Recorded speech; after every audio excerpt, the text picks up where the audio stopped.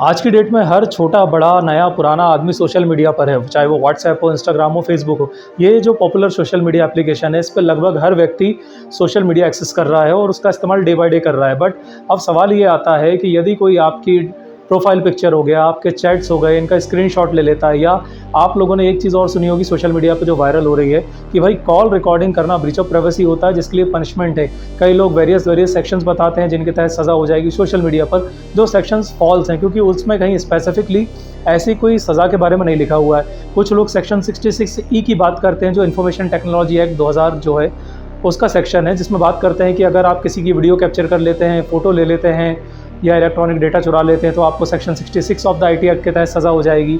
तो उन लोगों को मैं बताना चाहूँगा, सबसे पहले सेक्शन 66E जो है, हाँ वो बात ये करता है कि यदि किसी व्यक्ति के फ़ोटो कैप्चर कर लेते हैं, वीडियो ले लेते हैं और उसे सर्कुलेट कर देते हैं, उसकी प्राइवेसी को ब्रीच करते हैं, तो उसमें सज़ा है। बट आपको उसे पढ़ना होगा कि वहाँ क्लियरली लिखा है ऑफ प्राइवेट पार्ट, या कैप्चर करते हैं तो वो ऑफ प्राइवेट पार्ट है, किसी व्यक्ति के प्राइवेट पार्ट का वीडियो कैप्चर करते हैं, फोटोग्राफ लेते हैं और उसे सर्कुलेट करते हैं, तो इस सिचुएशन में वो पनिशेबल ऑफेंस बनाता है, ना कि सिंपल फ़ोटो लेने पर। बट कुछ लोग सेक्शन 72 के बारे में बात कर रहे हैं, तो सेक्शन 72 में ऐसा कोई प्रोविज़न नहीं दिया है। अब बात ये आती है, क्या किसी के स्क्रीनशॉट लेना, कॉल को रिकॉर्ड कर लेना वायलेशन है, क्या प्राइवेसी का ब्रीच है, और क्या इसके लिए सज़ा हो सकती है? तो देखिए, ये भारत है, सबसे पहली बात यहाँ पे साम दाम दंड भेद, कैसे भी लेकर आएँ, आपको एविडेंस लेकर आना है। यदि आप एविडेंस के पर्पज़ से किसी की कॉल की रिकॉर्ड कर रहे हैं व्हाट्सएप की या फेसबुक पे, या कहीं भी चैटिंग हो उसका स्क्रीनशॉट ले रहे हैं, तो ये किसी भी तरीके की ब्रीच ऑफ प्राइवेसी हो सकती है। बट ये लॉ का वायलेशन नहीं है, क्योंकि कोर्ट्स जो हैं वाइडली एक्सेप्ट करती हैं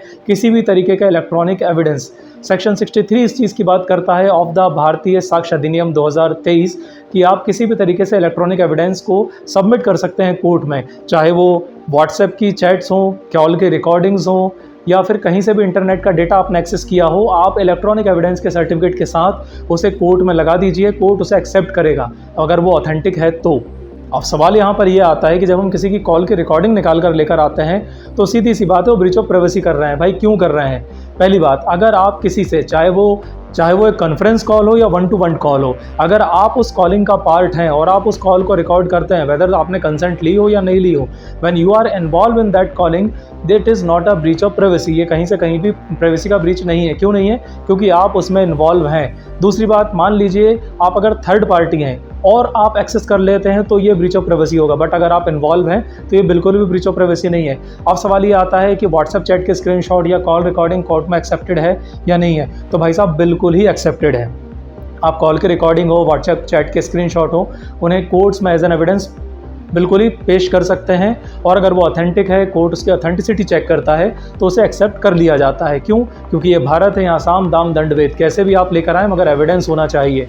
आपने देखा होगा ट्रैप केसेस होते हैं जहाँ सीबीआई और लोकायुक्त की टीम जो है वो रेड मारती है, लोगों के घर पे ट्रैप करती हैं, और जो उसमें कंप्लेनेंट होता है, जो रिश्वत देता है सामने वाले को, जिससे मतलब मान लीजिए अधिकारी को ट्रैप करना है, तो जो व्यक्ति फंसाने गया उसकी जेब में टेप रिकॉर्डर या कॉल रिकॉर्ड, हम कहें वॉइस रिकॉर्डर जो है, उसे रख दिया जाता है। अब वहाँ पर भी तो वॉइस रिकॉर्ड हो रही है। अब क्या यहाँ लोकायुक्त या सीबीआई की टीम ये कहेगी आरोपी से कि नहीं भाई, हम ब्रीच ऑफ प्राइवेसी करके आपकी जो कन्वर्सेशन होगा उसे रिकॉर्ड करेंगे ताकि हम कोर्ट में एज एन उसको इलेक्ट्रॉनिक एविडेंस पेश कर सकें, इसलिए हमें आपकी प्राइवेसी को ब्रीच कर लेने दो? क्या टीम्स ऐसा कहेंगी? बिल्कुल नहीं कहेंगी।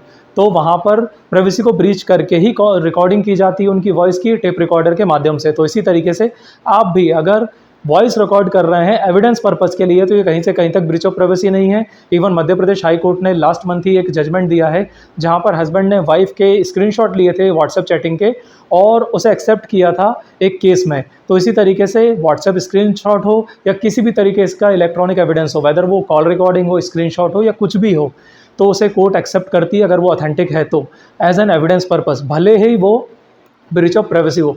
फेयर ट्रायल के लिए ये बहुत ज़रूरी होता है।